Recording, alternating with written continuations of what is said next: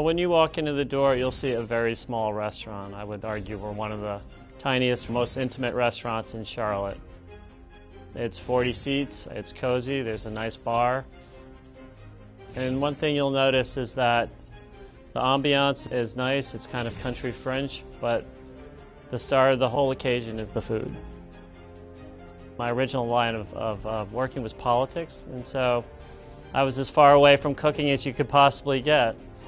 And I lost my girlfriend and my job all in the same week. And I had a friend in Charlotte that said, hey, come on down and check out Charlotte. And we managed to talk each other into buying a pizza place.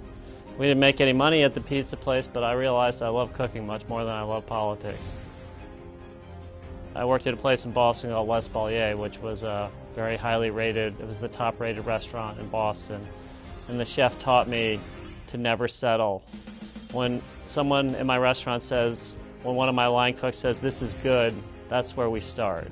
Every time you think something's good, step away from it for a minute, come back after a few minutes, taste it again, and figure out how to make it even better.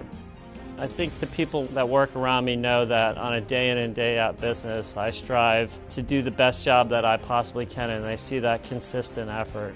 That goes from choosing the right produce, to having little enough food in the restaurant that things are being served at the height of their freshness, to looking at every single plate that goes out of the kitchen and into the dining room, and everyone's experience be it the first person that walks through the door to the last person that walks through the door, being it the best possible experience that I can possibly give them.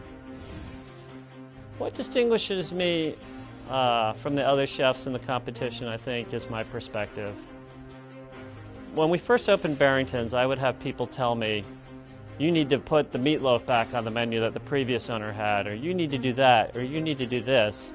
And so I think if I trust myself and I trust my instincts and I know how to cook and do all the other things, that I really have no control over whether or not I win. It's just more about the competition, and I'll do my best, and then I'll put it in someone else's hands. And if they think my food's the greatest, then that'll be awesome, and I'll love that. But if it doesn't, I know personally that I've cooked the best that I know how to cook, and I've done as good a job as I know how to do, and I'll be satisfied with that.